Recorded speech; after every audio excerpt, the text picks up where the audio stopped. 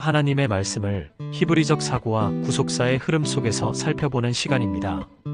오늘은 구약의 깊은 보석, 역대하 전체를 하나님의 마음과 목적, 그리고 예수 그리스도를 향한 구속사의 흐름을 함께 따라가게 될 것입니다. 1. 역대하의 구조와 목적. 역대하는 역대상과 짝을 이루는 책으로 남유다 왕국의 역사를 중심으로 기록되어 있습니다. 다윗 왕조를 통해 이루어질 메시아 언약, 그리고 성전 중심의 신앙 회복이 핵심 주제입니다.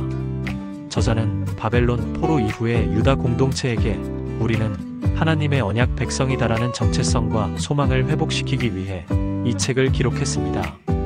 즉, 단순한 과거 회상이 아니라 회복을 위한 구속사의 재정립입니다. 히브리적 역사관 인간이 아닌 하나님 중심. 히브리적 역사관은 서양의 연대기적 나열과는 다릅니다. 역대하는 신학적 관점에서 재구성된 역사입니다. 왕들의 업적보다 더 중요한 건 그 왕이 여호와 앞에서 정직히 행했는가입니다. 히스기야, 여호와를 의지하고 성전을 정결케 함 유다의 부흥, 므낫세 악을 행하고 우상 숭배 유다의 타락. 역대하 전체에서 반복되는 구절. 그가 여호와 보시기에 정직히 행하였더라. 그가 여호와 보시기에 악을 행하였더라. 이는 왕의 도덕성이 아니라 하나님과의 언약 관계 안에서 순종했는가를 묻는 것입니다. 역대하의 역사는 곧 하나님과 백성의 언약적 관계의 흐름입니다.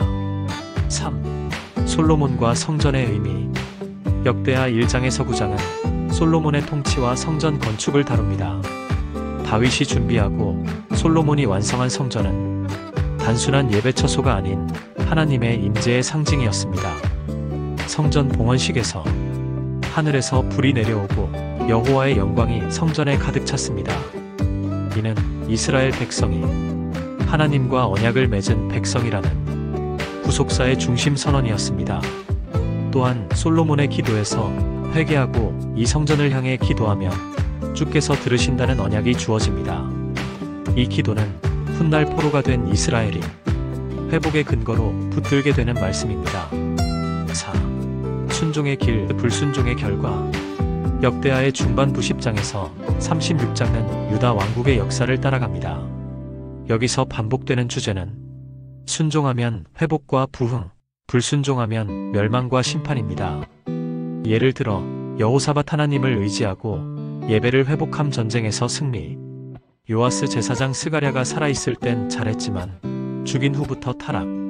요시야 율법책을 발견하고 개혁을 단행 유다의 마지막 부흥. 반면 므낫세와 아몬 같은 왕들은 우상 숭배와 폭정으로 나라를 어둠으로 이끌고 결국 하나님의 진노가 임하게 됩니다.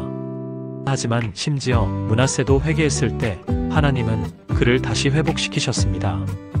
이처럼 역대하는 징계보다 회복에 초점을 둡니다. 하나님은 끝까지 포기하지 않으시는 분임을 보여주십니다. 5. 역대하의 결말 바벨론 포로와 회복의 약속. 역대하 36장은 남유다의 마지막 왕 시드기야의 패역으로 예루살렘이 멸망하고 성전이 불타며 백성은 바벨론으로 포로로 끌려갑니다. 그러나 이 책은 절망으로 끝나지 않습니다. 역대하의 마지막 구절은 이렇게 말합니다. 바사왕 고레스가 여호와께서 그의 영을 감동시키사 성전 건축을 허락하였더라. 하나님은 이방 왕의 입을 통해 회복의 길을 여십니다. 이는 단순한 정치적 사건이 아니라 하나님의 구속사가 다시 시작되고 있음을 선언하는 장면입니다.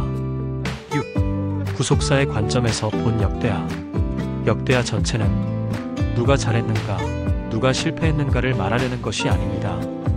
핵심은 하나님께서 언약을 따라 자기 백성을 인도하시고 회복을 예비하고 계신다는 사실입니다. 왕들이 실패해도 백성이 죄를 범해도 하나님은 끝내 예수 그리스도를 통한 완전한 구속을 이루실 것입니다. 성전은 훗날 예수 그리스도 안에서 완성될 임마누엘의 예표였고 회복은 십자가와 부활을 통한 영원한 나라를 향한 전조였습니다. 7. 마무리. 오늘을 사는 우리에게 주는 메시지. 역대하는 과거의 왕국 이야기가 아닙니다.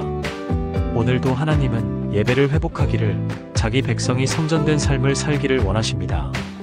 우리의 삶이 성전이 되고 우리가 예배하는 자로 살 때 하나님은 그 그 임재와 회복을 우리 가운데 부어주실 것입니다. 하나님은 언제나 우리와 함께 하십니다. 주님이 오시는 그날까지 화이팅입니다.